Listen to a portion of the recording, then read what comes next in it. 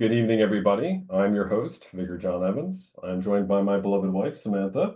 Hello. And tonight we're diving once more into the Holy Bible.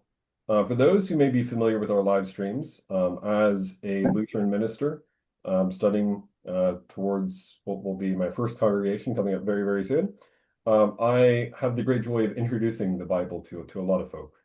And if you've never opened up the Bible before, we want to reassure you, you're not going to be lost here. We want to make sure that, your open questions, curiosities, and wrestlings with the text are always welcome. And we'll have a variety of people tonight from very different backgrounds, from all kinds of faith expressions. And for those like myself who believe that this is the inspired, inerrant, holy word of God, that this is God actually speaking to us in his word, I want to let you know that you will still find delicious surprises in historical context, as well as personal application for today and for the future as well, if you believe in prophecy, as I do.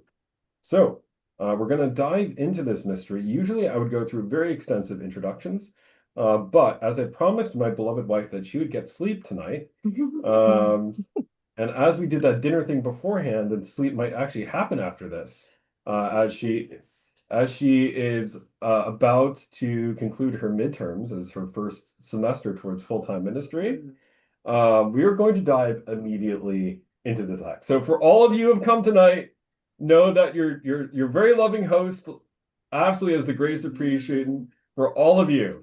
And I'm sure I will recognize all your voices when we look at Mets. And So also the fact that you had dinner before is like insane.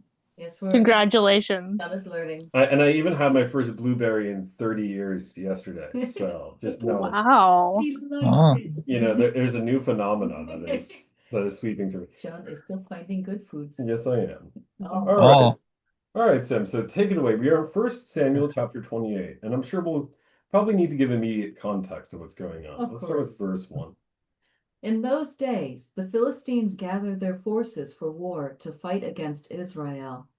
And Achish said to David, "Understand that you and your men are to go out with me in the army." This is beautiful, Sam. I'm going to move further down after the episode with Achish to Saul looking for oracles from the Lord. Okay? Verse 3. Verse 3. Okay.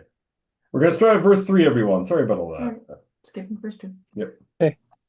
There we go. See, I was speeding it up tonight. Yeah. Wow. That's different. Now Samuel had died, and all Israel had mourned for him and buried him in Ramah, his own city. And Saul had put the mediums and the necromancers out of the land. The Philistines assembled and came and encamped at Shunem. And Saul gathered all Israel, and they encamped at Gilboa. When Saul saw the army of the Philistines, he was afraid, and his heart trembled greatly. And when Saul inquired of the Lord did not answer him, either by dreams, or by Urim, or by prophets. Then Saul said to his servants, "Seek out for me a woman who is a medium, that I may go to her and inquire of her." And his servants said to him, "Behold, there is a medium at Endor." Let's stop there. So, first of all, I'm I'm very surprised that mediums and necromancers are mentioned in the Bible. I had no idea that was a thing. Very good, right? So what are some immediate reactions and questions? For example, is anyone confused who is who? Is there any confusion as to who Saul is, who Samuel is? I know that I'm with a largely biblically literate audience, but just in the event that there are questions as to who are So, Cliff Notes version, Saul is a king. King of Israel. King of Israel.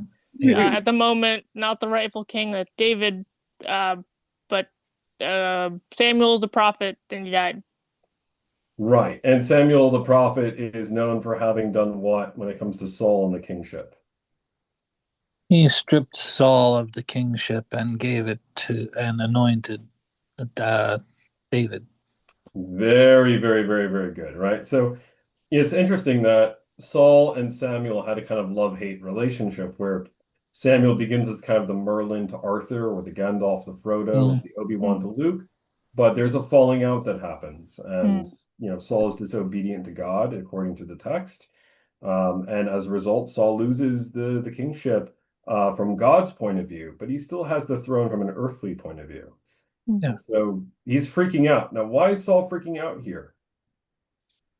Because he has a big army of Philistines coming to attack him. Right?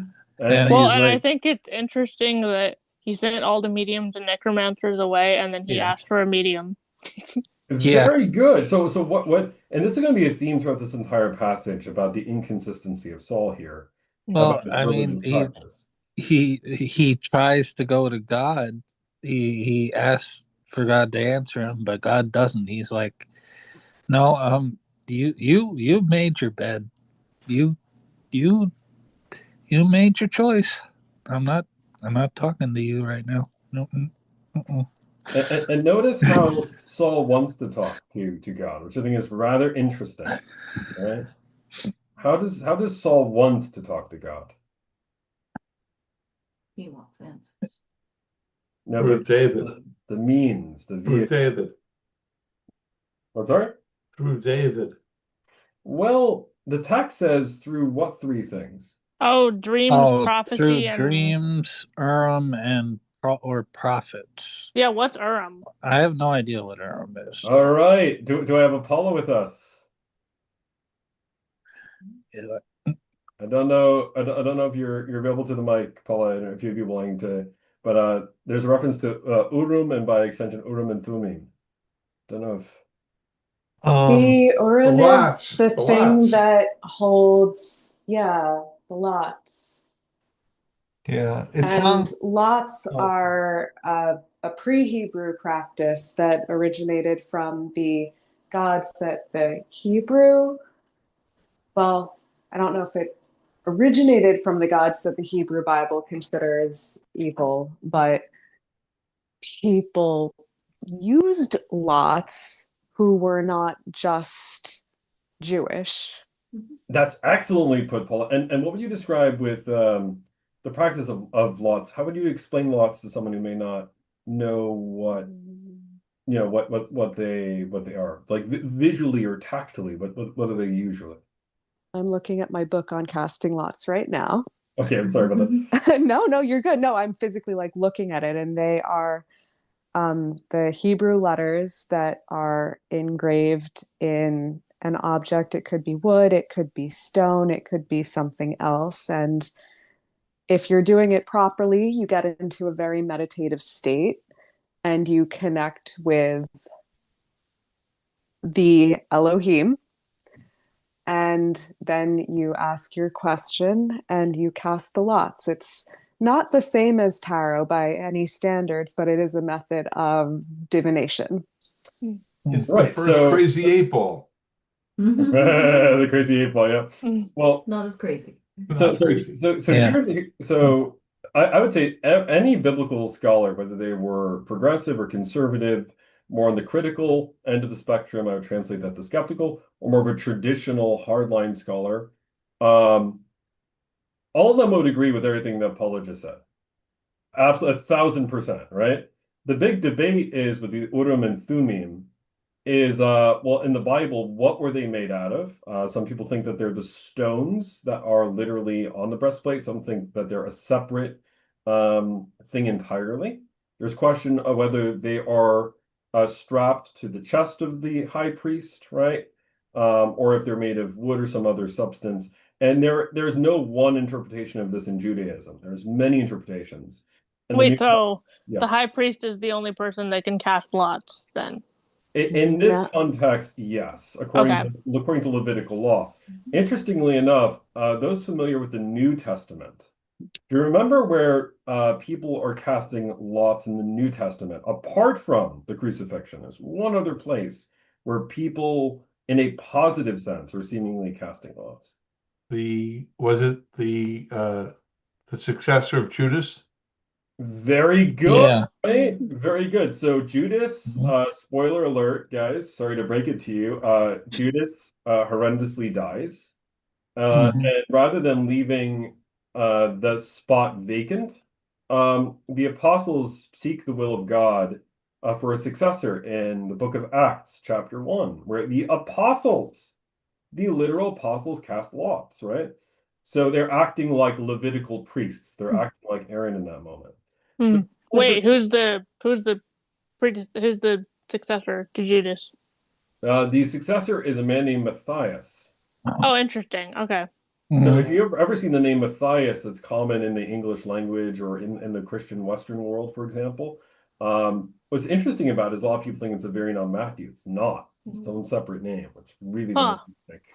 Well, the only Matthias I know about is the Redwall books. The main character is called Matthias. Anyway. Which are dearly beloved to my heart, for sure. Now, here's an interesting philosophical question, which I hope doesn't derail us all night long. Sam will rein me in if it gets too much, right? So, what distinguishes Urim and Thummim from Saul calling up a medium? What is the distinction here in the mind of the biblical author? Why is it okay for the high priest to cast lots, for example, and it, from the perspective of the text, morally wrong, in light of the author's understanding, to call a medium or engage in oracles The, in that way? Would the, it be? the Sorry. deity that you are calling on. Ron's got it. That's who Mhm. he's to. Yep, and Adam, you also had a point as well. Oh no, I was just gonna say exactly that, like the connection to like the stated connection to like Elohim versus like connection to like some other god. But Well, Elohim could include other gods, So depending on how you're Interesting. using the It's word. the zip code that you are addressing, Mhm. whether it is, yeah, you're right, Elohim, I got you, but it's the particular name, whether it's Bob or George. So if it's the Jewish, does that make sense what I'm getting at? yeah, so there's just two great points that were just made, right? So the first is Adam and you, Ron, excellent points. It's about the who in the mind of the biblical author. A God instituted these means of connecting with himself through prophets, through dreams, but also through Urim and Thummim, through the Ark of the Covenant as well, right? So if God institutes it for the who, then it's seen as permissible by the author. But if the who in question happens to be another deity, you run against, in the mind of the author of the text, commandment number 1, which is Do not worship anything else except God with a capital G. right. Lord your God, you shall have no other gods before me. Right. Now, what Paula said is another secondary brilliant point. Elohim, right? Here's the interesting thing. In English, in your English Bible, you're going to see the word God with a capital G, Mm. but you're also going to see God with a lowercase g. You're also going to see gods referred to elsewhere. How do you distinguish between these different beings in the text? And Paula, you are awesome. You are on fire in the Holy Spirit. You're right. The word Elohim can refer to the one God of Genesis chapter 1, right? The creator God. The word Elohim is used in a more broader sense for other supernatural entities, including antagonistic ones, interestingly enough. And it's even used for a human spirit in a few short verses from now. So how do you know whether the Elohim in question is Adonai, Hashem, right? The creator God, or how do you know whether it's something else? And the answer is, if I use the word sheep, it could be used as a singular, or I could use the word sheep and it could mean plural at the same time, right? Context tells you what is going on, for sure. And Michael Heiser has done great work on that. He's an evangelical scholar, a very, very traditional scholar. So this is not some fringe idea. So that's out there. But that's why terms like Adonai for the sacred name is so important to identify the who in the Hebrew.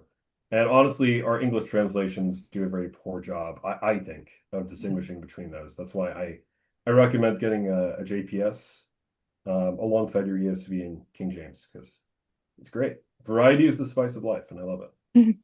All right. Also, Oh yeah. oh yeah, you're gonna ask about questions. So Yeah. I have a question about the prophets, because I think it's kind of odd how he seeks an answer through prophets, as if prophets were just something that were kind of always accessible. So I'm really curious about like the kind of like the ancient Israeli tradition behind that. Like, would he have kept like certain people on retainer that would have been like expected to channel, the voice of the Lord? Like, what was the tradition there? Yeah, so if I use the term school of the prophets, does that ring a bell for anyone here on the call? Yes. And how would we define school of the prophets in a Hebrew Bible sense? Or you make a stab at it? I don't know. I just remember that this term was brought up in a Torah study one morning, and there were specific, possibly schools that existed where the goal was to train people to become prophets, and the training would kind of be like somebody being mentored by like a psychic or a channel now, maybe, which is perhaps slightly different from. I mean, everybody has the capacity for prophecy, right? But some people can access it more easily without training. But these schools for prophets were like training people to become prophets. Once again, excellently put, Paula. Yeah, essentially in ancient Israel, what's clear is while individuals could be called directly by God, think Moses, for example, called directly by God at the burning bush. And directly, if you read the book of Amos, that's the case. There were also senior prophets who would help guide future members of prophetic communities. I mean, I know that this is not what this actually is, but it just making me think of like having a literal school, like how cool it would be to go to a school to learn to be a prophet Well, it's in interesting, right? 2025. Oh, those exist too. Oh, I mean, Okay. they're not Christian, but they exist. Yeah. Oh, okay. Well, it's interesting, right? Because what was the Dead Sea Scroll community at Qumran, right? I mean, you have a bunch of people studying the text of the Hebrew Bible. They go out into the wilderness protesting injustice. They proclaim God's word. Because when I use the term prophet, and I can't belabor this point enough, and I want to go off on it for 30 minutes while I'll try to give the two-minute soundbite. The Hebrew concept of prophet is not fortune teller. It's not simply I predict the future, although prophets could receive future warnings and admonitions. Prophets in Scripture declare the word of God to God's people, and they mediate on behalf of the people back to God, basically praying for their peace and restoration. They're more like covenant enforcers. In this sense, I think a prophet is more common with a Jedi Knight than with a wizard from Harry Potter, if that makes sense. Or would you say like an advisor, like a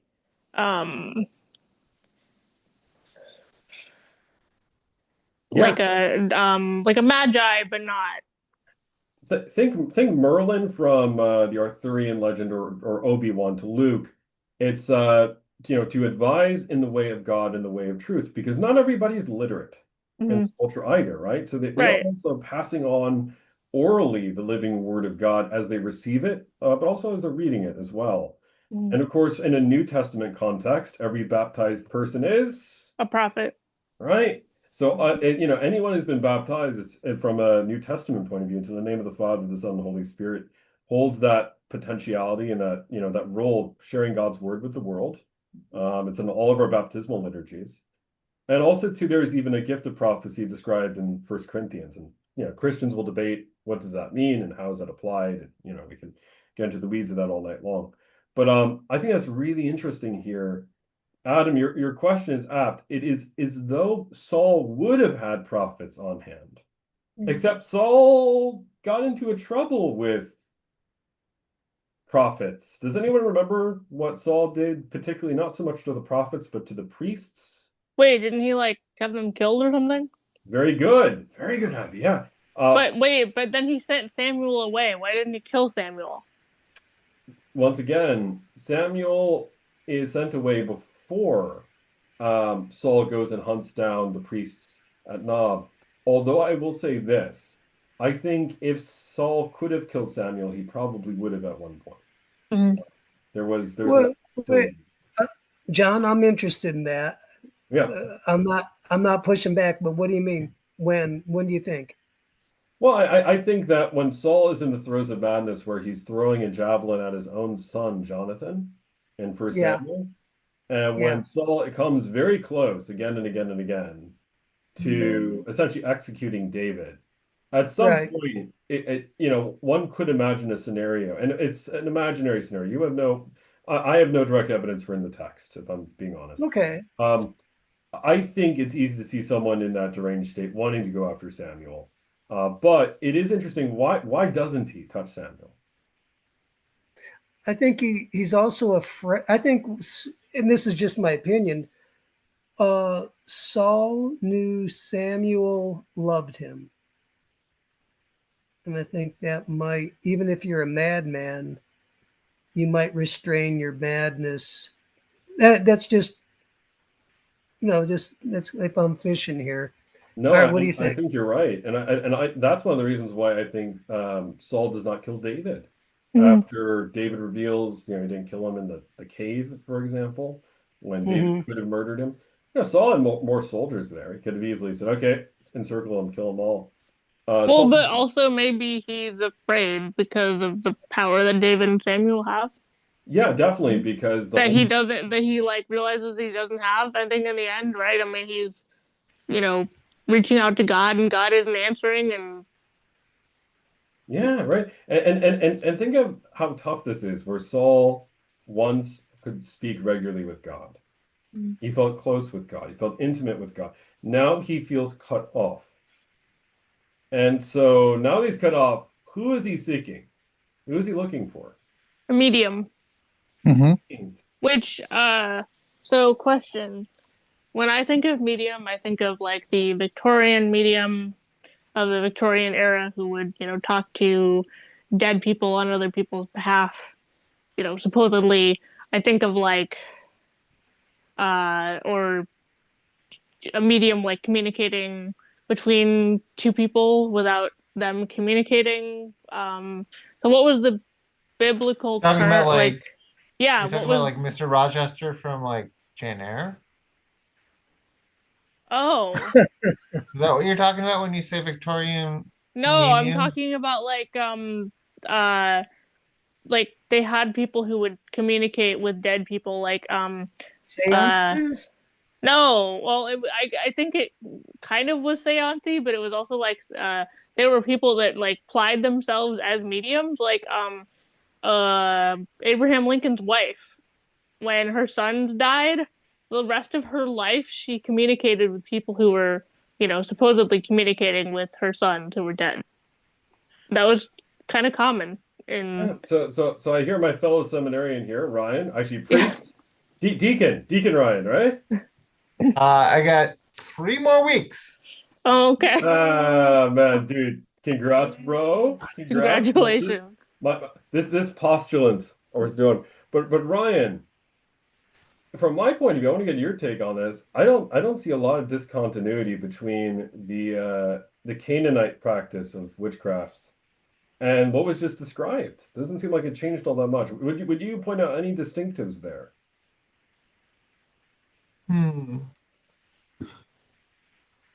I don't see much dissimilarity between them of what Abby has described. I mean, I'm pretty sure that's what mediums did. I like could be wrong. Yes. So I mean, particularly from our text, that's what we see. We see, you know, if we could, you know, skim ahead, she brings up the spirit of the dead person. I'd be really curious, honestly, to get Izzy's perspective because she spent more time in the New Age world than I have. because there are some distinctives here actually, which are interest and very important between. I'm sorry to be kind of teasing it out, but there are some very big ones between a Victorian medium and a Canaanite one from 3,000 years ago. But Izzy, I want to get your take. I'm so sorry. My niece was just in here and she was very fond of touching my keyboard, and so she hit the power button. And so I lost you guys Oh no. for the past 20 minutes. Well, we're talking about the Yeah. witches of Endor hired by King Saul, the son of the dead, and talking about why going to the roots of why is that practice banned in the Hebrew Bible? What distinguishes it from modern practices, for example, in terms of It's very similar and very different in some ways to the way it's been done today. So getting into those weeds. Okay. Yeah, I have nothing to say at the moment. Yeah, no worries. Yeah, so one big difference, right, is ultimately Saul is using a medium because who does he really want to talk to? God, Right. And which God? the Hebrew God, Right. the The God of Abraham, Isaac, Elohim. Yeah. the creator God, right? Yeah. Mhm. How ironic. In order to talk to God, I'm going to break the law in order to talk to God. We know that works out. Yeah, right. And how many people today from a New Testament, from a New Testament point of view, will say, oh, well, in order to get a hold of God, I'm going to skirt around all the rules and all the hard work and all the, and I'm just going to go straight up and do this outlandish thing to go and talk to God. There is an irony that's going on there, which is kind of delicious. Tell me. Would it be? Oh, yeah. Would it be? Well, it reminds me of adultery in God's eyes, where you Very can good. that thing. Anyhow, that's sorry. I'm kind of getting in the weeds right now. But I was just, Actually, I'm looking at the Hebrew text as well, and in part of the translation where it says there is a medium at Endor, it actually says mistress. Mistress. Interesting. Oh, that would make sense. Wow. Yeah, That's it. So You're once again, stepping up. kudos to the holiness of my wife over here, who picks out the details I never will ever pick up. Yeah, the Hebrew Bible views your relationship with the Creator God as unto a married relationship. Oh, interesting. Huh. Okay. So whenever one goes after another god, the Bible explicitly calls that basically a spiritual form of adultery, right? And the reason why is you're looking for fulfillment outside the relationship after making promises of loyalty, but between both parties, right? And this Canaanite prophetess, and I'm assuming Canaanite given the cultural context, it is an assumption, right? Right? She would be used to not calling on the God of Abraham, Isaac, and Jacob. She would be used to calling on to assist her. Like other spiritual beings, like of whatever Baal, is that what it is? Very good, right? So she would have been going to other deities to assist her in the process. At least that's what we archaeologically have, right? Where you'd be calling on Baal, Ashtaroth, Moloch, all those unsavory characters. And by the way, if you're going to call on these figures from 3,000 years ago, Ryan, do you remember anything you would do archaeologically, given the material culture that you do to summon some of these entities? Oh, I was about to go there. You can take away, Roy. Sorry, Ron. Ron, sorry, I'm so sorry. Okay, so first off, to get your answer, you're either going to have to sacrifice a kid, or you're going to make a sacrifice, and it's going to usually be pretty sketchy, I think. Yeah. And then, if I can follow up quickly, what I'll say is, when you reached out to these gods, you would meet them, and they would have a totally different answer than Yahweh. What do you think about that? No, I'm going to say not all people who would have done this would have done sacrifice to commune with their Elohim. I'll give you. I guess I won't make that blanket statement. Okay, that one I can let that one go. I gotcha. But I mean, it is possible. What you mean is, it is possible that they could have done sacrifices, but they didn't. Oh yeah. It wasn't like a hard and fast. Oh, I'm going to sacrifice a child for. Right. So to solve the messiness here, right? It is true that all worship in the ancient world required some level of sacrifice. Now, that could be animal sacrifice. It could be offering incense. If you burn incense in the ancient world, that's considered a sacrifice. The polytheistic world, generally speaking, particularly that we know the Canaanite polytheistic world was open to human sacrifice, and that the Hebrew culture wasn't, right? Now, we're not going to see this medium sacrificing a child. So I want to make that clear. We're not going to see that in the text. However, we know that the gods who she represents, Baal, Ashtaroth, Moloch, These entities did require, not optional, right? Require this of their acolytes in the literature of the Near Eastern world.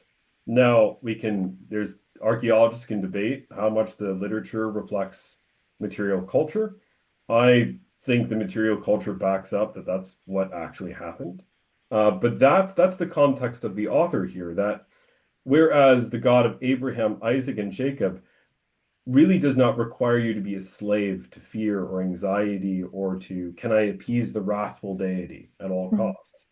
And I understand people will shoot back to all the passages where Yahweh is angry in the text, but the overall portrait that you get by the end of the Hebrew Bible certainly is of Yahweh as a loving husband to Israel, and Israel walking away, right? By comparison, you have polytheistic cultures here in the text, which are depicted as being more or less motivated by deals with a price. I think that's the best way of gingerly putting it. You get something, but it's going to cost you something in exchange, if that makes sense.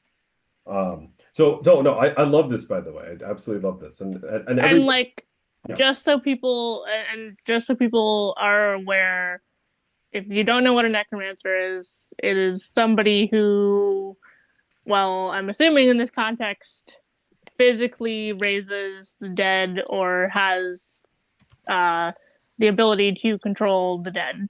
Yeah, if I may. Oh, if I may, everyone. Spirit. Yeah. Yep. Oh, Danielle. Hey there. Right on, buddy. Yeah. Oh, so the Witch of Endor, correct? Witch of Endor, yep.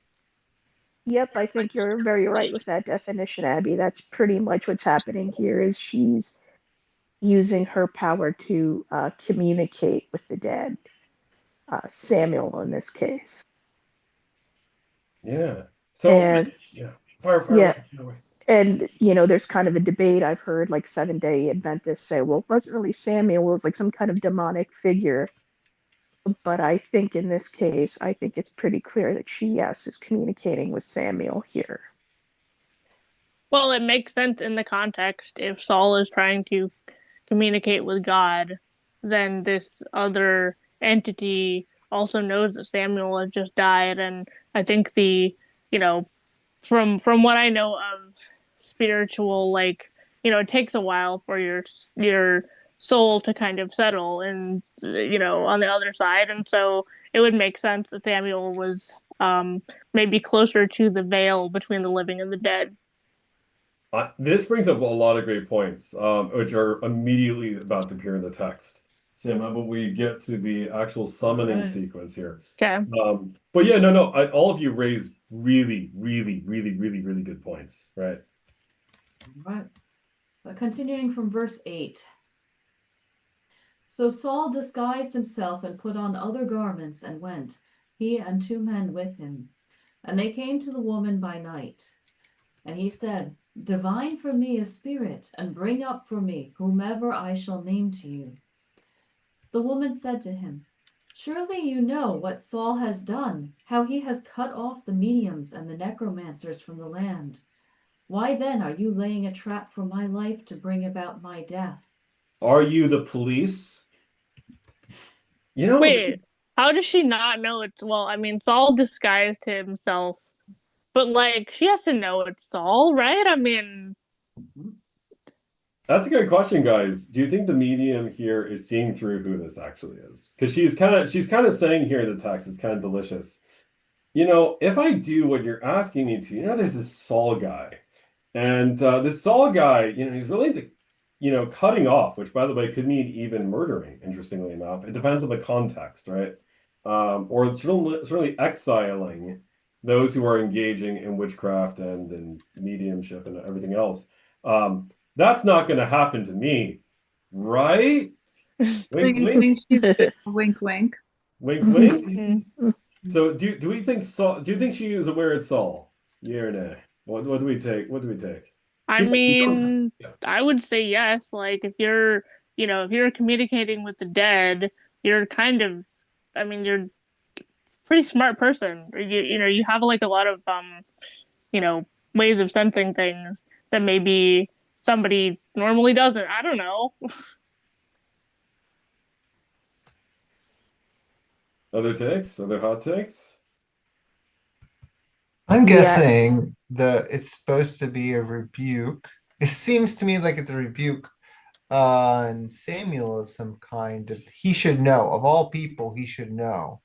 I don't know if she yet knows that it is Samuel, but definitely the authoress doing something rhetorically to show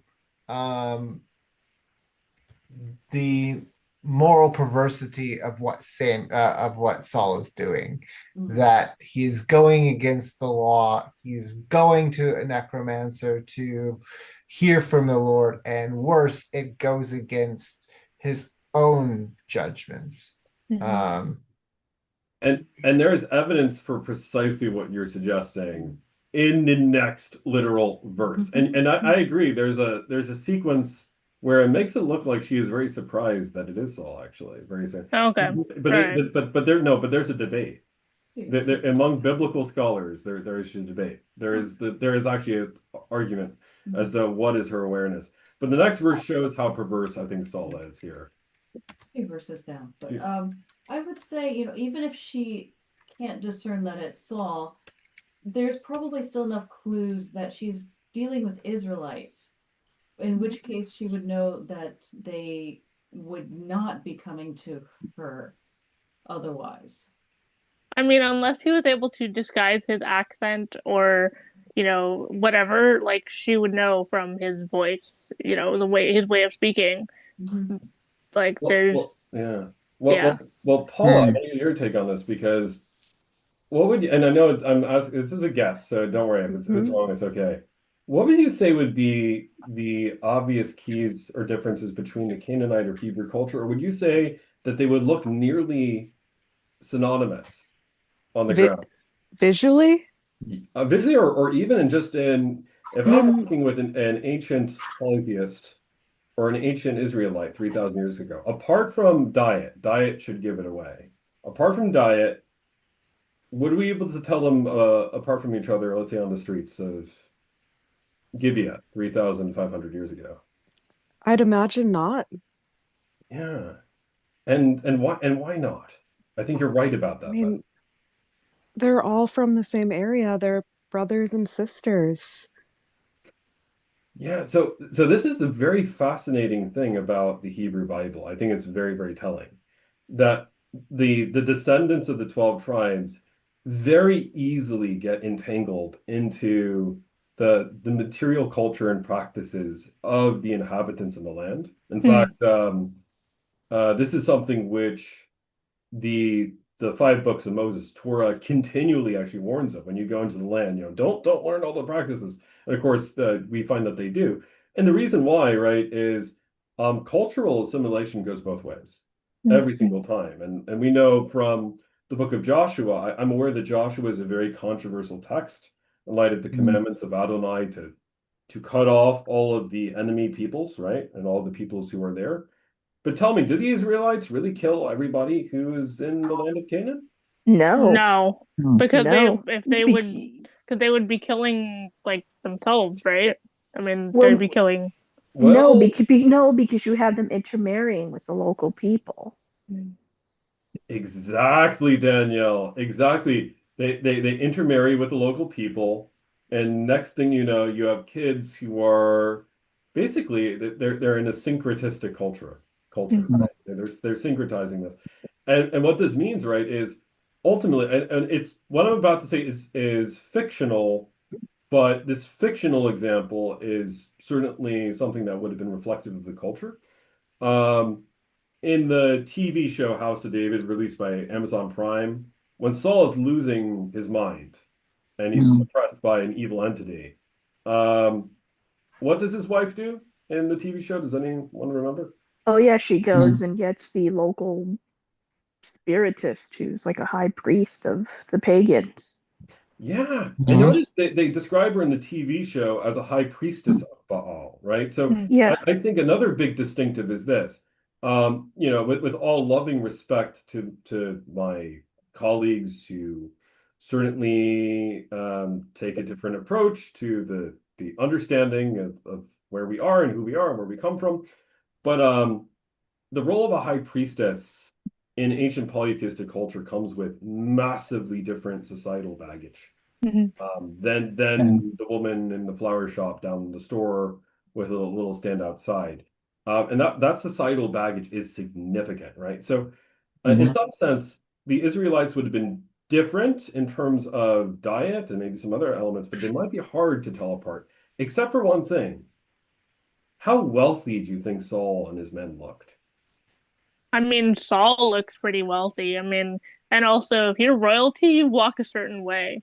You don't, you don't walk like with your head down. And, even if you're disguised, you walk like royalty. And if you're paying attention, you can definitely tell if somebody's, a king, right? Because, he's. So even if you don't know this is Saul, we could speculate she's smart enough to know, even through basic logic, these are some really wealthy people. They don't seem to know what to do when they enter into the residence of an officiant of a polytheistic religion. Sounds like these guys might be the cops. Let me make sure that they're not the cops. It reminds me of like The Office when Michael buys caprese salad because he's trying to buy marijuana. Yes, because he doesn't know what buying drugs is like. So I have a question. Yeah. If Saul, he was a huge guy back then. He was head and shoulders above everybody. That's true. Could she have possibly known this guy's, a description of Saul that he was, his size might have gave him away. I'm just kind of fishing. I had not thought of that until you were speaking, Ron. This is why you are brilliant, my friend. I think you're right. Given how unusually tall Saul is, that might be another giveaway. Because everything else you guys were saying, like they're rich, they're talking, they're acting different, and then this monster of a big guy comes in, and she's like, "Uh-oh, this is not." Princess Bride with Andre the Giant coming. Yeah, but wouldn't there be because Saul is like exiling all the mediums and necromancers from the land? First of all, how did she get missed? Or wait, is this in a different area? I'm confused about this. Yeah, so once again, think about the Canaanite practices here for a moment. How popular do you think it was to go to a medium in that culture? The polytheistic culture? Yeah, and probably just generally in this culture where intermarriage, even with the tribes, was seemingly, according to judges, kind of common. I mean, it's popular enough to have like him, Saul exile. I mean, who knows how many people, right? Any other points about that? Yeah, it makes me think of like when you can tell who comes into church and isn't from a liturgical culture because they don't know what to do with their hands, they don't know when to bow at the right time, and all these different things. And you don't have to be in a liturgical culture to worship with us, but you stand out if you're not part of that religious culture because you don't have this. You don't have the same beats as everybody else. Yeah. That is definitely true, and there's something else with there. I do think that, Paula, you are correct with the material culture element, the Canaanites, however, in the sense that archaeologically, right, why do skeptics of the Bible often try to dismiss the conquest of Canaan? I think they're wrong for doing so, by the way. I think we have good archaeological evidence that it did happen, and I think we can say when Gezer was crushed and, because when you dig up these sites, you see in the dwelling places of a lot of these Israelites, lots of statuary to other gods. You see idols. Even at the site for Shiloh dug up by Scott Stripling, and we're pretty sure we know where biblical Shiloh is now, or we're like 98% sure. Even there, believe it or not, there is something like a 1% population that still persists in eating bacon, believe it or not. Wow. Right? There's still a small sliver of the population now they might be workers near the tabernacle, but they're someone's breaking the law there, which tells Yeah, you because you had to assimilate into Jewish society, even if you were a foreigner. So very good, right? So it's once again, once the dominant culture comes in, you're called to assimilate to that. What it seems like is that, tell me if you grew up in a religious tradition like Roman Catholicism that has a lot of precepts about fasting during Lent, or laws when it comes to purity, marriage, etc. How many people generally subscribe and live according to those strictures? And how many don't but still keep the name, still keep the title? Yeah. Quite a few. yeah, Yeah. Yeah, so that's I think the case of ancient Israel here is I think Saul legitimately did put out, you might call it an executive order, to make Israel pure again, to cast out the high priests and high priestesses of other gods.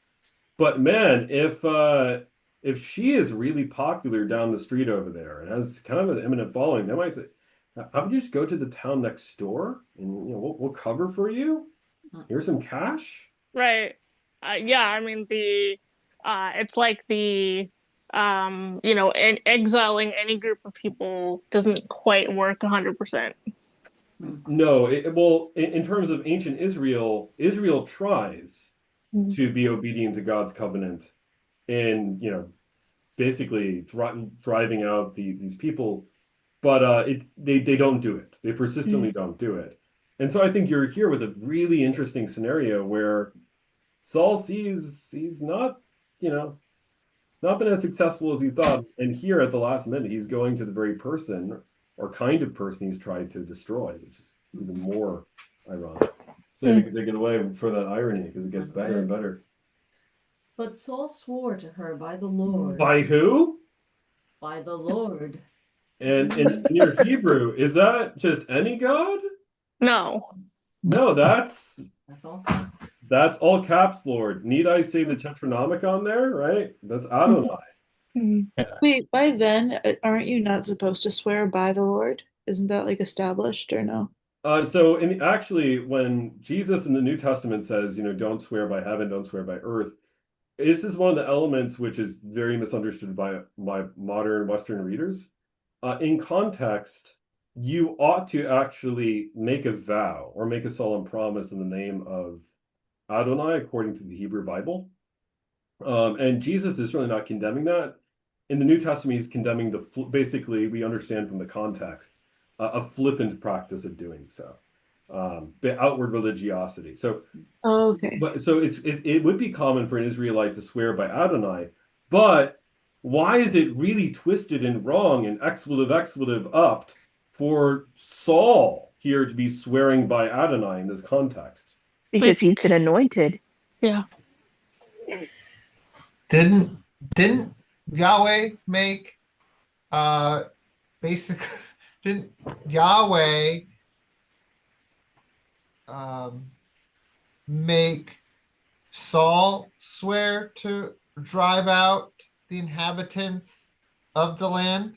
Correct, Mundo. So that sounds pretty genocidal. Just have to put that out there. I know. It doesn't comport to our modern sensibilities, but I remember a certain situation with the Amalekites and King Agag, and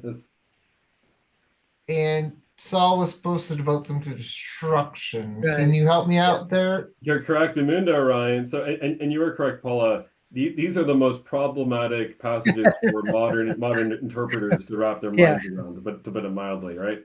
Earlier in 1 Samuel, Adonai commands basically Saul to kill, to destroy, not just all the Amalekite men, women, and children, but also their animals, curiously enough, which, by the way, if you know anything about Genesis 6 and Nephilim, it might explain why the animals so, interestingly enough. But that's neither. John, yeah. If I can, are we going with Nephilim for 200 because of genetic muddying of the waters for all people and the critters? If you asked me over a few beers, the Oh answer yeah, would no, be we're at this point we're tanked. yeah, yeah. At this point, I'm tanked. I'm telling you, I totally think that's what happened, and that's Okay, why all right, that's Adonai's interesting. commanding what Okay. sounds like the death of innocent men, women, and children, and animals. Yeah. Because otherwise, when Earth, and unless there's angels cohabitating with women, screwing up the gene pool, unless you take that literally, it doesn't. We could get all kinds of moral murky waters. I mean, it doesn't look good morally, Yeah, from a but modern standpoint. well, don't forget that's, and I think that's the problem is we tend to read too much of our culture into the Bible, where we have to respect it is their culture, and Yeah, we and, need and to then learn of how course to there's adapt. questions of what is a death penalty listed on larger grounds or limited ground. I mean, the moral arguments are fascinating there, but the whole point is Adonai, the Lord, made a moral command. Saul is breaking that command in the name of not even Saul. He's doing it in the name of The Lord. Mhm. Saul, who has been cut off from the Lord, is swearing by the Lord. Yeah. in the process of disobeying. The third, yeah. And talking to a witch. And we didn't even get into what he actually says, which is, as the Lord lives, no punishment shall come upon you for this thing. And whose job is it to bear the sword, to execute justice in the land? It's the kings. The kings. It's Saul. Yeah. So he just forswore being what in that moment? He just King. his royal responsibility, his God-given Oh my mandate gosh. as king. Saul's actually doing witchcraft at that point. Pretty Yes, much, he is. yeah. Oh wow. And because the sin of rebellion, according to Samuel, Yeah. in First Samuel, is as the sin of witchcraft, right? So, because the idea is you are rebelling against, the order that God has established between the living and the dead, between life and death. So, all right, Sam, take it away because it gets really spicy. Prepare for the Bible to get very spicy. If anyone ever said the Bible was boring, no one read the book. I'm just saying. Then the woman said, "Whom shall I bring up for you?" He said, "Bring up Samuel for me." Why is that ironic? Can anyone tell me why that's ironic? Because he refused to listen to Samuel while When he he was was alive. alive. Man, but when he's dead. Yeah. My best buddy, my dearest pal. That man. Well, can't connect to the Lord directly, but Samuel always had a connection, so Right. even if he doesn't like the answer, he's going back to Samuel. Yeah, I guess Samuel had the hotline. Yeah. Yeah. But think about it, like if in a modern context, the medium would be called to, I think, call upon Archangel Michael or on some other entity, right, to communicate with the divine, right? Instead, here it's back to a man. It's back to Samuel. I think that's very telling about where Saul's psychological mind is at. Oh, okay. Yeah, Yeah, right. It's odd, right? I think it definitely suggests that he is grieving a past that he no longer is living in. Really. Well, and he's not thinking of, well, Samuel has just died, so his spirit might be more accessible than something else, right? He's not thinking that there's no real, not that there's any proof to this, but like, how, in Halloween, the veil between the living and the dead is supposed to be thin, and spirits of the dead can kind of come through, that sort of thing. Anyway.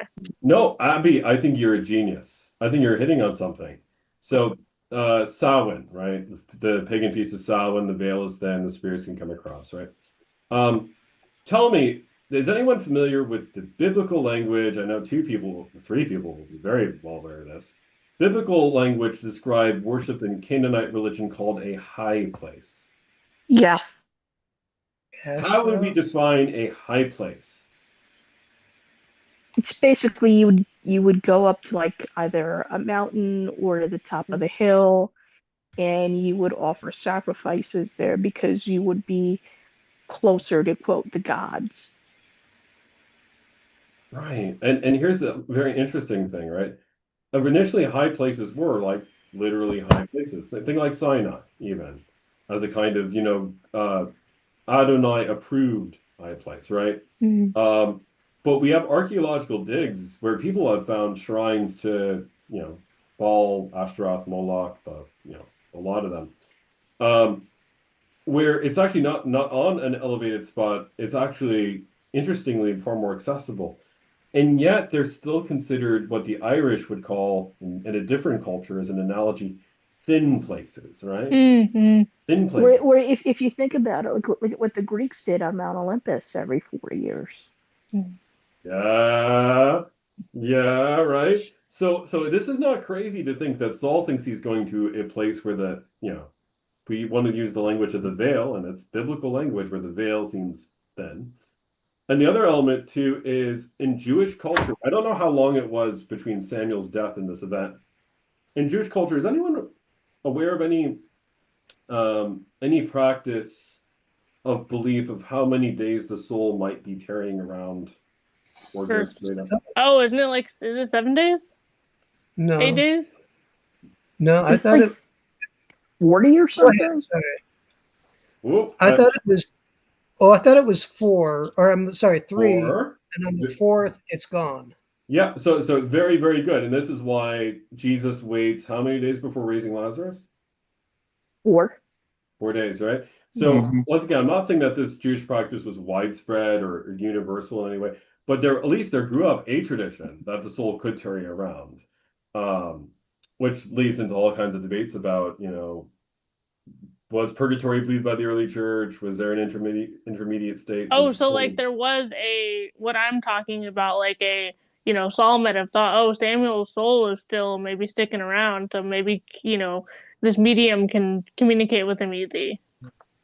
That could have been jingling in his mind. I think you might be onto something there, Abby. Now, just because Saul thinks that's the case, we're going to find out if that really is the case. I think Samuel kind of gives the nod that may be not where he really is at. All right. But I'm loving this. I'm loving this, guys. Take it away, Sammy. All right. My Sammy, that is. Yes. Verse 12. When the woman saw Samuel, she cried out with a loud voice. And the woman said to Saul, "Why have you deceived me? You are Saul." The king said to her, "Do not be afraid. What do you see?" So notice something odd about that exchange? Do not be afraid. Who usually says Yeah. Wait. The Is Saul angels- being possessed? Saul's not being possessed, but there is Little a agent- hint right there. angelic. Someone said it. Yeah. Angelic voice. Angelic voice, right? So Saul is now claiming the role of a messenger of Adonai, like an angel. Do not be afraid, right? Samuel 9, behold, thou knowest, right? And you get the old behold. Yeah, you get the old behold there. So he's being very blasphemous, I think, in his language there. Within the context of the Hebrew Bible, if I'm looking at this clinically for a moment, I mean, I have skin in the game as a minister, right? But clinically, he's appropriating language of Malachim there by "do not be afraid," right? That's not just him being kind in that moment. And then what does he say to the woman? What does he ask? What do you see? So what does it imply that Saul can't see the spirit? Then she must have some kind of otherworldly vision coming from probably not from God, but from somewhere. Well, but isn't that what a medium has? You're seeing in the spirit. I say, who's really in control of this situation? we are about to see who is really in control of the situation, but I'd like to point out here that it's not like Saul visually sees Samuel coming up out of the earth. The earth splits open in Hollywood fashion. If you had a camera going on here, I think all you would visually see are 3 people in a room, or 10 people in a room. I don't know how many assistants came with. Me too. He had 2. Oh, he had 2. Very good, Sam. Very good. I think that's telling, right? This is a real supernatural event that really is happening, but it's not happening to the naked eye, which means I'm going to be really interested when Amazon Prime tries to show this, what they're Ooh, yeah, going that's to gonna do be. with that. Now, does that mean that there is no supernatural manifestation that happens? The answer is no, there is a real manifestation, but it's not visual, it's something else. Hmm. So keep going, Sam. Wait, so I think okay. Yeah. One question or one like curiosity here is like which deity like is actually causing Samuel to like rise from the grave or like like to materialize in the room? Because like I don't think so. Obviously, like the presence of the medium would kind of insinuate that it's one of like the pagan deities. But I think there's actually a pretty good case. I mean, especially considering like what happens a little bit later on, that it's actually like Adonai that's kind of doing this. But yeah. Correct, Mundo, Adam. The implication here is that actually Adonai, the Lord, is actually responsible for this in a unique situation.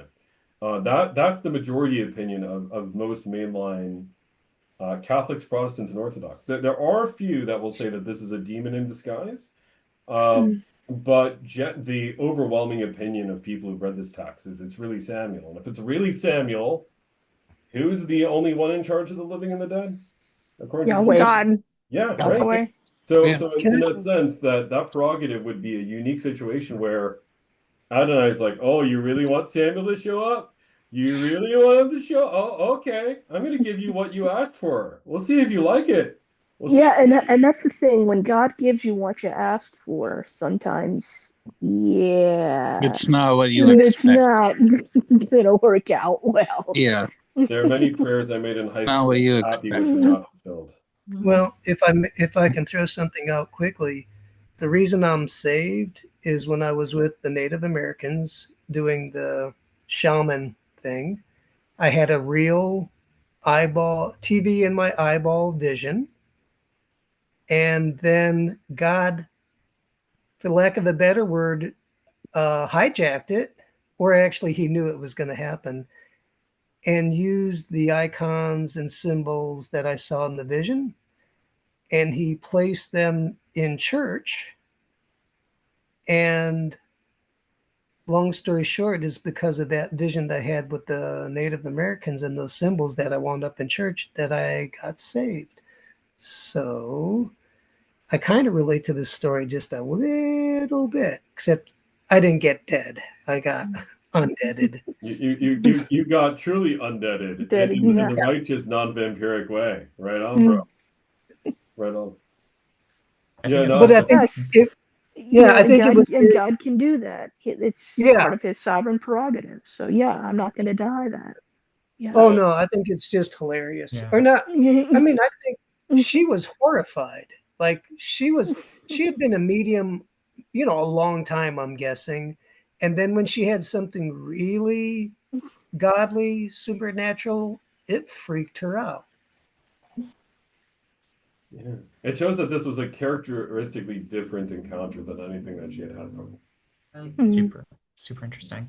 And I think it's also interesting that it kind of like plays into like the broader theme of, God working through like marginalized people, like throughout the Bible, right? Yeah. No, I mean, say more about that. I'm curious to get your take on it, because like God, in dispute of the fact that God has commanded this not to happen. God clearly does not like it happening. God does not even necessarily want it in some sense and is positive will to happen. Nonetheless, God still is sending a message here to Saul. Yeah. Wait, are you talking about? I mean, we could probably consider Samuel like a prophet in this case, right? Like he's speaking words that more or less likely, or probably more likely, are divinely inspired. So if we can consider it kind of God speaking through Samuel, then in fact Saul does get the communication that he requested earlier on in the passage. But again, like he doesn't get it through like his own means. Like it's not up to it's not up to Saul necessarily. Right, because all the prophets that he had from like the prophet school, the whatever, what's it called, the lots, right? Like none of his methods worked, but going to the like one of the people who like he had been persecuting and trying to kill, right? Like one of the victims in this case, like that's finally how like God was able to communicate, right? Anyway. No, I mean, what's powerful about what you just articulated, I think, is it shows the sovereignty of God in that scenario. That, you know, God, this is another thing that really distinguishes the Canaanite deities in an ancient Near Eastern context from the God of Abraham, Isaac, and Jacob. In the ancient polytheistic world, the kings and the priests tried to manipulate the entities, the divine, in order to fulfill their will on the earth. As for Adonai, the Lord in the Hebrew Bible, the Lord is responsible in what pecking order towards kings? Are kings above God? No. No. What does Proverbs say it that the hand of the heart of the king is in the hand of the Lord? Yeah. And so it is that, in fact, the king is subject to a divine law, Yeah. which he and all the people are to actually be subject and obedient to. And in that way, you get a checks and balance system, by the way. A very early checks and balance system, but there it is. You have high priest, prophet, king, and God. Let's be real. That is, I think we as Western Americans take that for granted. That is not the system of spiritual checks and balances that is present in every single theological system at all in any way, shape, or form. But God here is sovereign, right? Even when the king breaks the law in order to try to reach him, which is certainly, I'm not suggesting it's seen as a positive. Clearly, it's seen as a clear negative. Mm-hmm. I mean, the consequences are pretty. Oh, it's kind of shows how far Saul has fallen. Yeah. It also shows the humanity of the person that he's going to from a culture that has been largely viewed in a negative light, because there she is, this person who's been viewed so negatively, and she is serving as a channel for the God that is considered the most right God, the only God. Yeah. So in a way that highlights her humanity. Yeah, that's really what I was trying to get at, Paula. Thanks for articulating that like so clearly. You're welcome. Yeah, and I just want to articulate for a moment. While I think the sacred author, you know, does view the medium through, you know, obviously a negative light, I will say it doesn't paint this figure as someone on the ground writhing, surrounded by snakes. This individual here is clearly depicted like the oracle in Delphi in ancient Greece, as having incredible social significance. Now, the authors of the Hebrew Bible here are going to tell us that that is a negative influence, right? Clearly invoking, you know, the enemies of Adonai. But what's obviously, I think, important for a contemporary reader to take away here is she is not your stereotypical antagonist in any way, shape, or form. There is depth to this individual. Now, I don't think that makes her any less of an antagonist from the sacred author's point of view. And you know, everybody knows I'm the traditionalist, right? You know, but what I will say, and I think it's important to point this out, this woman, I'm sure, sincerely thought in her life journey. I'm positive, sure of this. I believe this woman thought that she had been doing good for many decades of her life. I bet that this woman, as a religious leader, even thought that she was bringing in what she believed to be some kind of apotheosis of her worldview. Yeah. That is the interesting presence of malevolence described in the Bible.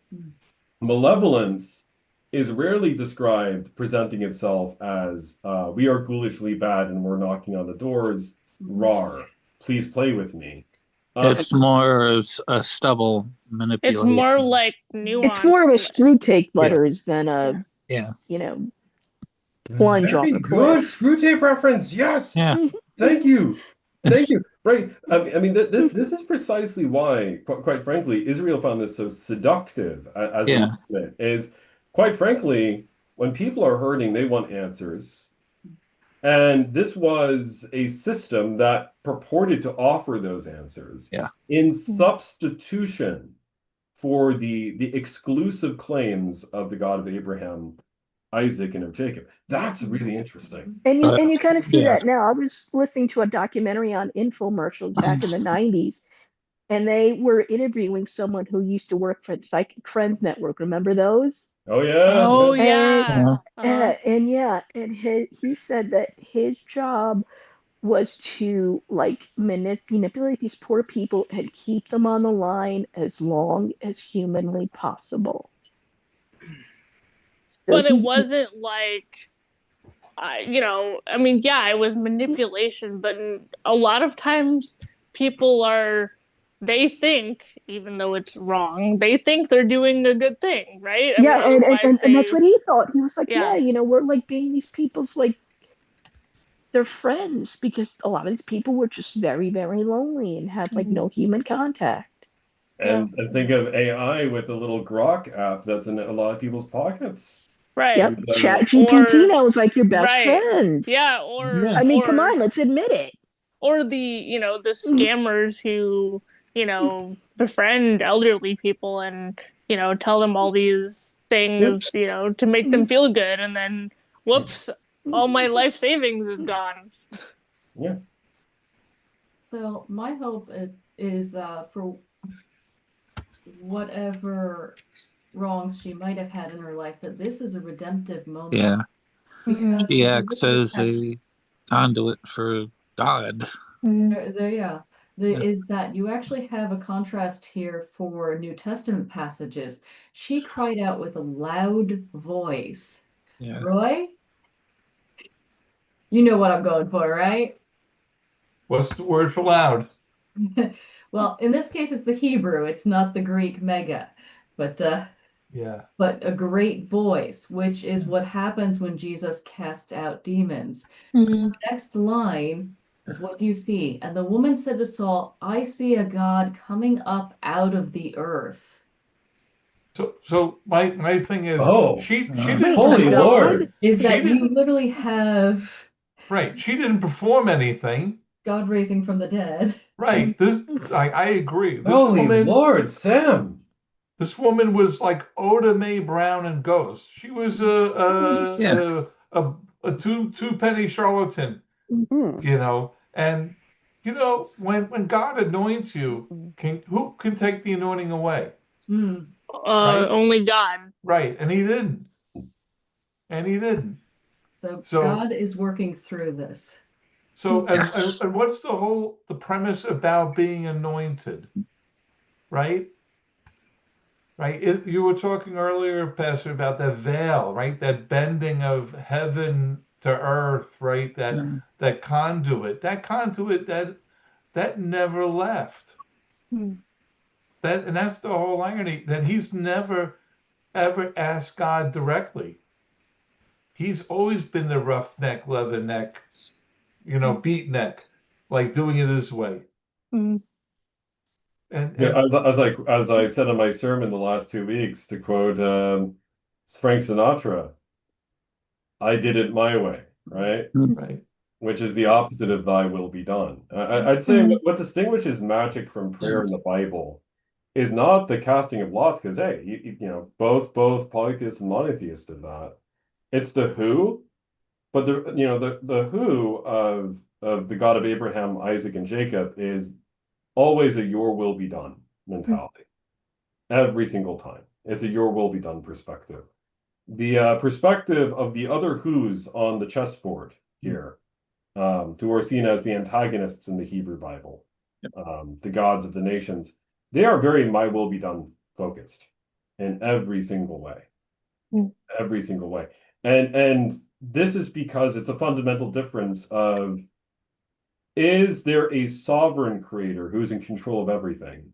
Or are there these competing, interlocking spiritual powers where that one day they might be on top of the world, but the next day you might need a better insurance policy with the next one? Hmm. And to be honest, there's a lot of modern Christians who will even think that way, regrettably. The doctrine, my Calvinist buddies will love this here. Dan. The doctrine of the sovereignty of God is something that is profoundly lost in contemporary Christianity, for sure. And if I believed in it, to paraphrase, I get in trouble with this one, but I think I can paraphrase anybody, right? To paraphrase a certain Stonewall Jackson, in a certain American conflict, if all men knew that, they would be equally brave at the end of the day. It's interesting to point out that Saul got into this whole mess because he wanted to keep a king captive to dance before him as a jester. Now, And he kept all the animals too. He and wanted Yeah. some beef and some mutton. now Saul's the jester Mhm. dancing before a different king. But Yeah, and once again, I want to emphasize, here's the funny element, as Samantha was pointing out, because she's a genius and I love her very much. But like with the mega thing here, even this woman who clearly is, she's from the Hebrew Bible's perspective, she's been on the wrong path, right? She basically becomes finally an authentic prophet of Adonai in that one moment here, where she prays and God's messenger actually shows up. Now, I don't know what happens for the rest of her life. I don't know if she actually had a redemption. I don't know. I have no clue. What I do know is somehow in the middle of this mess, and it's a total mess. You can't get lower than this, by the way. It's the underworld. It's Sheol. Miraculously, God is there. God is there. This is one heartbeat away. So, Sam, what are you bringing up here? Just saying good night to him. I mean, if you think about it, this is almost like if you go further back in the Old Testament, like how God would use Balaam. Yeah, God spoke through a prophet from a possibly polytheistic context, certainly hentheistic context, right? And he also spoke through what animal? Through his donkey. So yeah, we all love that story. If God can use a donkey, he can use me too. All right, Sam, take it away. That way we can at least conclude our. He said to her, "What is his appearance?" And she said, "An old man is coming up, and he is wrapped in a robe." And Saul knew that it was Samuel, and he bowed with his face to the ground and paid homage. Then Samuel said to Saul, and then Samuel said to Saul, which means even though Samuel is not visually available to Saul, that means Saul can actually hear him. Guys, how used to are you to disembodied voices filling rooms? Not That never happened to I me will. in my entire life. Yeah. They can keep the house. I'd be like, well, to watch you can everything have is the pretty house, much I'll find someplace disembodied, else to right? I mean, let's be honest. Yeah. So I just want to emphasize here that if you did put a camera, there would have been a supernatural encounter. But it would not have been visual, it would have been auditory, which I think is really, being the blind guy here, I find that really interesting. Like, really, really. And where is the direction of the sound coming from? Is it up out of the earth? Like, I'm really curious what it would have been. Yeah, is it coming from like below him or like above him? Or does it surround him like a is it like surround like a sound? 5.1 channel like surround with the Because usually the gods will speak through the medium here, but that's not what the text says. The text doesn't say, and then Samuel spoke through, and I think, and this is the tip off that it's real for a minute. Then Samuel said, comma, to Saul. To Saul. Like, I'm sorry that I freak out about things like that. I'm like, whoa, that's, you could breeze through it, but there's, you put yourself there for a moment, right? Okay, Yep. John, if it's real and it's actually Samuel, why does the medium describe him as a god coming up out of the earth, when usually the imagery from that would be more demonic in nature. Very good, Steph. Very, very, very good. Okay, so the word God here is what in Hebrew? Sammy, say a little bit louder. Elohim. Elohim, right? So that just means spirit coming out of the earth. When we think of coming out of the earth, what do we think as being below us? Generally, as Christians, right? We think of hell. Yeah. However, before the resurrection of Jesus Christ, where are all the good and the bad souls according to Orthodox Christian theology, according to mainline Protestants, Orthodox, and Catholics? Sheol. Sheol. Right. Like the underworld. Right. So yeah. Sheol has two compartments, right? One is, well, they have many compartments, but two primary compartments. Let's simplify it. One is for the arms, the bosom of Abraham. Right. So it's the place of refreshment, blessing. It's like a garden, right? Okay, so it's kind of like the Greek underworld. Kind of, yeah. Like, so yeah. what happens when Jesus descends, therefore, into the underworld in those 3 days, or 1 day, depending on how you shake it up? We were talking about this yesterday in my Hebrews to Revelation class the other day. What we were talking about 2 Peter and that whole preaching to the preaching to the spirits passage. And the main view, as you were discussing it earlier, and I think most of us held to this, was that what Jesus does is he descends to Sheol and he rescues the patriarchs, all those who have waited for him, and brings them up to be with him in heaven. And that's what that means. They preach the spirits in prison. Very like good, waiting. right? The traditional name for that is the harrowing. The harrowing of hell. Yeah, baby. I love it, man. And what's the interesting thing in Revelation chapter 1, Jesus has keys in his hands, keys to hell, death, hell, and the grave. Right. 3 of them. All 3 keys, which means Jesus went downstairs. He rescued. I mean, they were comfortable down there. They were. It would have been way more comfortable than me being in an airport. Let's put it that way. It would have been. The church fathers say it's an area of natural goodness, right? But he goes down. He brings them all out of there, right? And what does he do to the evil jail wardens down there? He takes their keys, right? Just like in the ancient world, if you conquer a city, you beat the crap out of their generals, and their commander has to surrender. The keys to the town. Keys to the city. Yeah. Yeah, right. Or in Stardew Valley, the farming game, you can get a key to the town at a very late game, and you can go anywhere in the town whenever you want to. Yeah. So here's the interesting thing, right? They're no longer down there. We go up according to our New Testament theology, right? We go up, not down.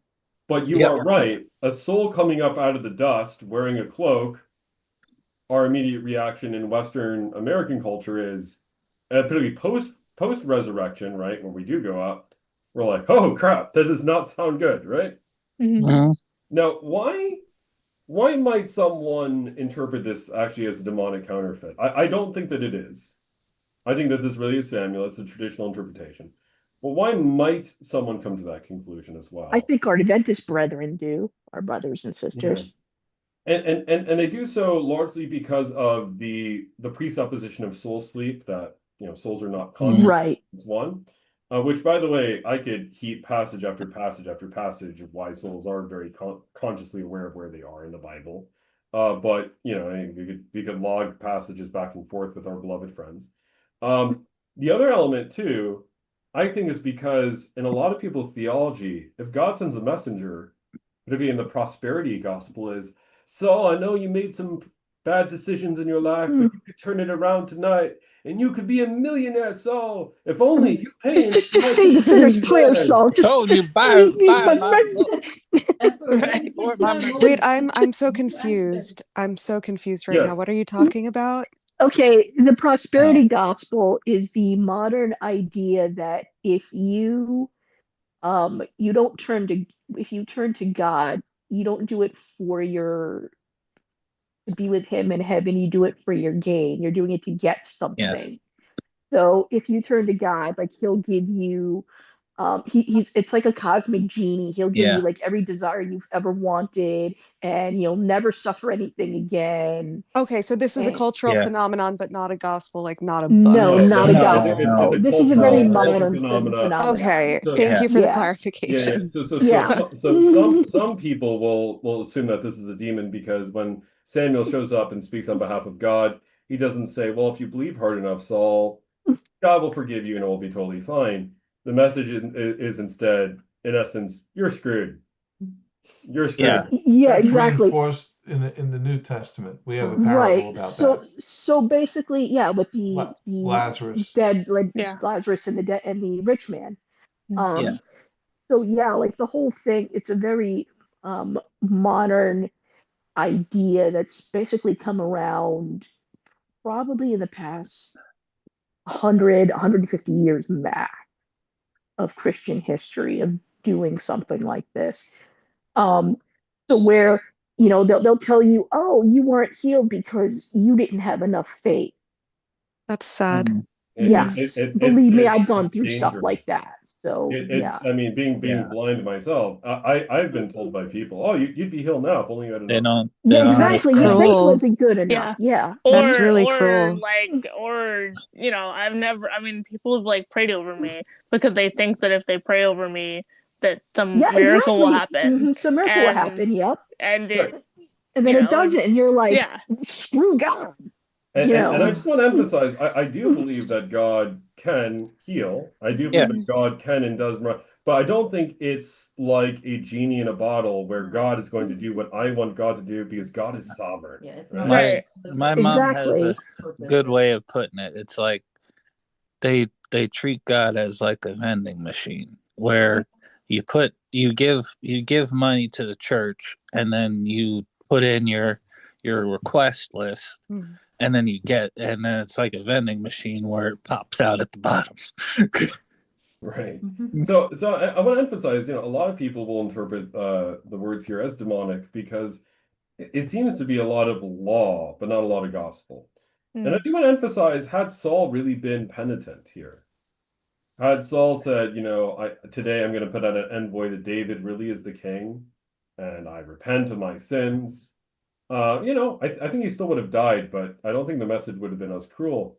It's very clear here that Saul's heart is hardened. God knows Saul's heart is hardened. I mean, look at later on what happens in the Old Testament with Ahab, and he was like one of the worst. Yeah. But he still gets spared. In fact, God basically says you're going to die, and Ahab puts on sackcloth and ashes. And she's like, I'm really sorry. I'm really sorry. And God's like, all right, fine. All right. We'll delay this thing. So, I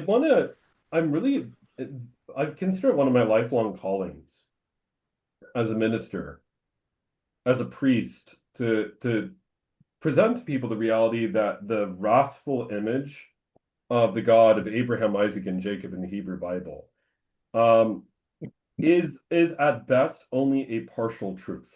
God is depicted as just and as having laws and being wrathful against sin in the Bible. That's true, but in the Hebrew Bible, it's not just the New Testament.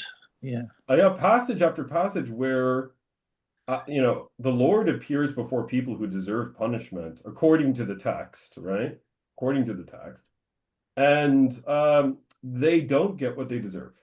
Again and again and again and again and again. And again, with Manasseh, another king, the same thing happened.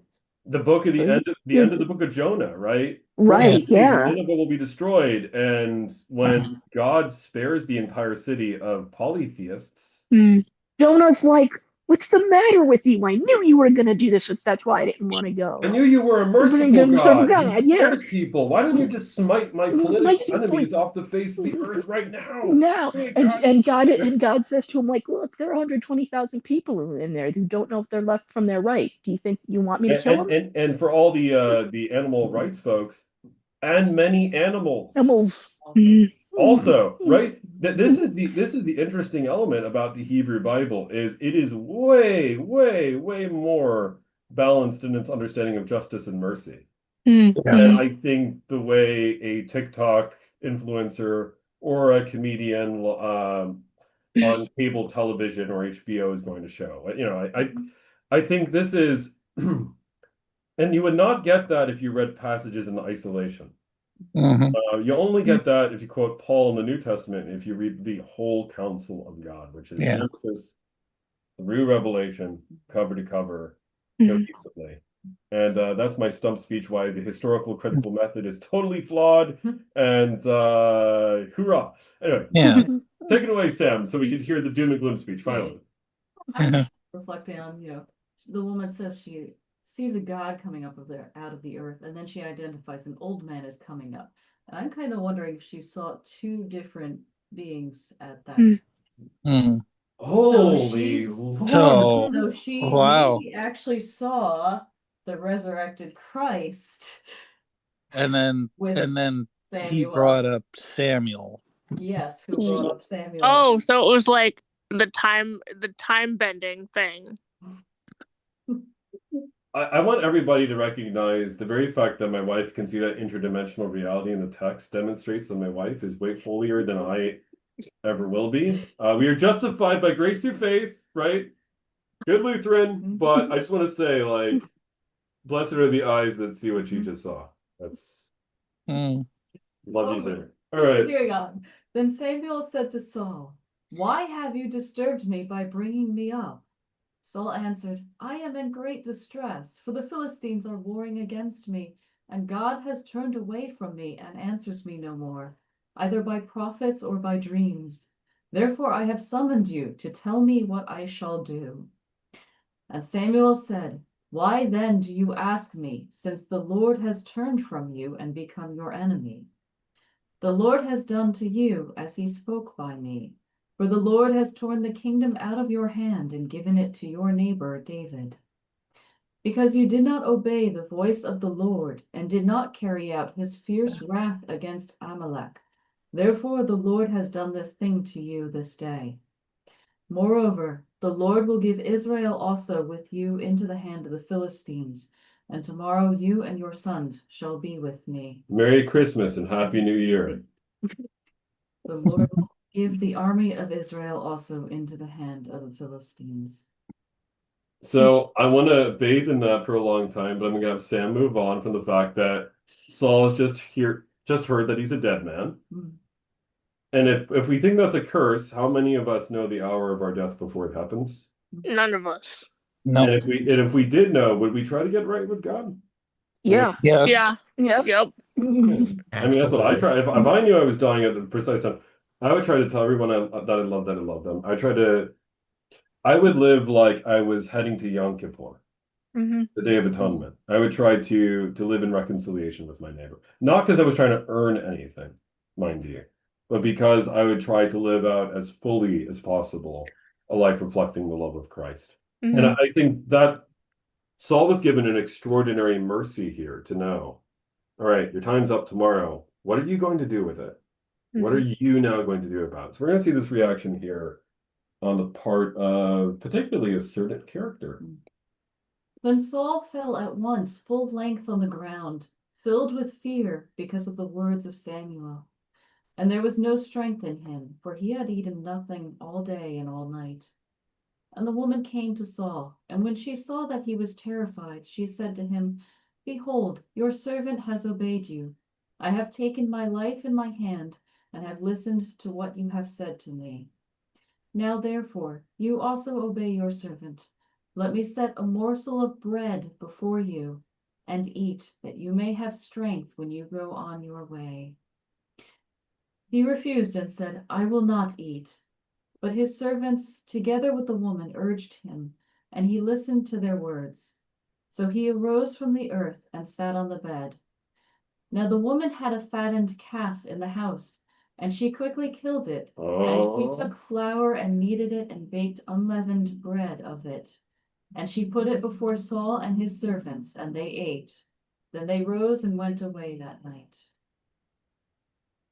My mind is blowing up in a billion Yeah. pieces right This is now. crazy. That is exactly what Abraham did for the three angels. And how kind of her to give him a last Yeah. meal. I mean, And do we recall another place where the fatted calf was slaughtered? you have Abraham, the, you have the prodigal son parable. prodigal son. Yeah.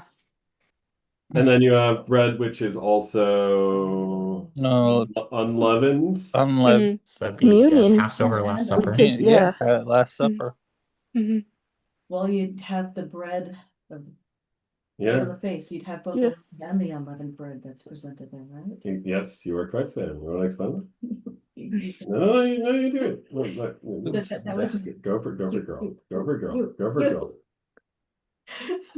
In Hebrew, lachem ha-panim, the bread of the presence, right, which is set before the Ark of the Covenant, and 12 unleavened cakes.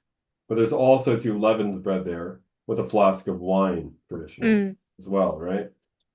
Now, it's interestingly enough, to Paula's point about the cultures being very similar, a lot of Canaanite temples also had unleavened cakes set before them.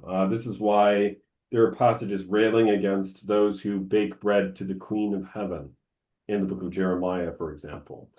And curiously enough, we have some archaeological finds, supposedly. I want to verify whether this is the case. I've only read about it second, third hand. I've not read the peer-reviewed articles.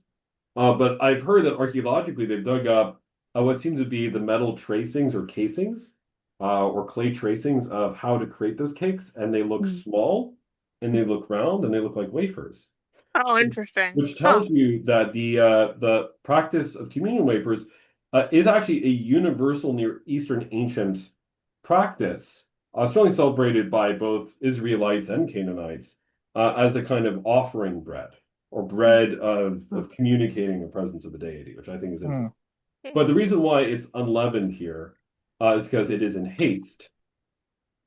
Just like what also happened in haste? Passover. Oh, Passover. Yeah. Yeah, so the question is this a redemptive arc for the high priestess of presumably Baal? Or is this ironic? Is Saul eating an anti-Eucharist or anti-sacrament? Is this punitive? Or is this, in some sense, hinting at at least some kind of possible reconciliation here? Where do we see the cards landing for us? Maybe it's both. I wonder, so is his initial refusal to eat set like a sign of penitence? If so, I think you can make a very strong case that this is like a feast of reconciliation. But yeah, it all depends on like how you view his like fasting kind of. I would think that it would be a reconciliation, to be honest, because very clearly, he's distraught about what is going on, and I think he doesn't, he's realizing that he messed up. He really messed up. And I think it's God saying, if letting him have some form of reconciliation. Yeah. Any other thoughts or ideas? Steph, I would love if you are willing to elaborate on both. I like that answer of both there. Sure. I was just thinking that it's penitence and a turnaround for the medium, the woman, whereas maybe for Saul it's more of an antichrist, anti-Eucharist type thing, where that's his last punishment. and you've been mocking God this whole time. This is what you're getting. Mm. That's where I was going with it. No, and I think you're right. Two people could eat bread, but it'll have two very significant different meanings for them. Two people could share the same meal. One could be sitting in Yeah. had a life-changing experience that might make me rethink my spiritual outlook on the world. And the other could be eating, knowing it's his last meal, but still have bitterness in his heart. Or unforgiveness of some kind. Or I'm not going to move on this. Judas and Jesus. A very good, Sam. Please elaborate, because I think that is exactly where my mind was going. Well, yeah, Jesus instituting the Last Supper, breaking the bread, and he did give a piece to Judas before Judas left. And it's the same bread, but the spirit or the meaning that's there is fundamentally different in both cases. So it might be the story of one prodigal daughter coming possibly home. Possibly. I'm not saying possibly. I don't know, right? And it's certainly the story of one prodigal walking away, and it's Saul, for sure. Who knows? We might just end up meeting that witch of Endor in heaven.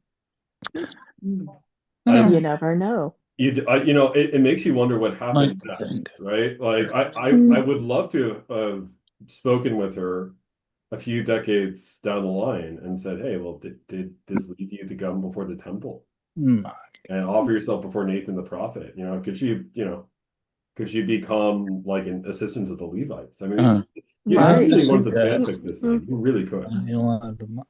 Well, go for it, Chris. No, I was just saying, yeah, I can see that, where he wanted to mock God, and now he's getting a final reckoning, kind of. Nail in the coffin. Well, I mean, yeah, you can argue that he kept the beef for himself, and here he is being served the last cut of beef. Yeah. All I have to say is, can you imagine someone fighting the following day, having been up all night, traveling to, I don't know how far, possibly on foot, having this frightening supernatural experience? The meal, I don't care how significant it was, digestion sucks if you're eating at 3 a.m. Don't ask how I know. And and then going to battle the following day, knowing it's your last day. That's a lot that's going on there. There's a lot that's going on.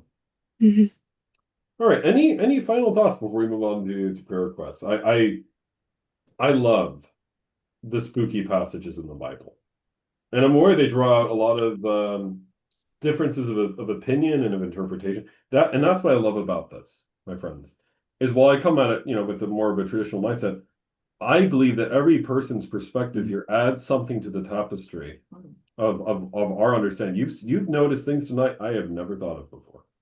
Sam tonight has blown my mind at least 5 times.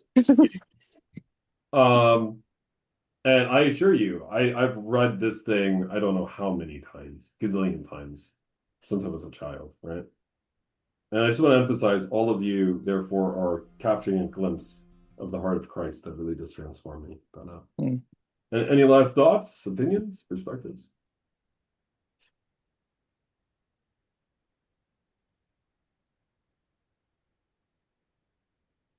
Well, if there's a disembodied voice in your home, I will take the call, but really it's Jesus who's the real Ghostbuster. No, thankfully, no disembodied voices. I mean, there was that time, Sam, right? Which time? I mean, if you want to be technical, and you're listening to this on Zoom or on YouTube, they are disembodied voices, from a device. But that's being really technical. Yes, I'm telling you. He at least has an explanation. That dreaded AI, man. Next thing you know, John's just wind up getting spooky sounds all through. Ophelia, Spirit Son, Hey, man. Well, shall we go into prayer requests then? Sure.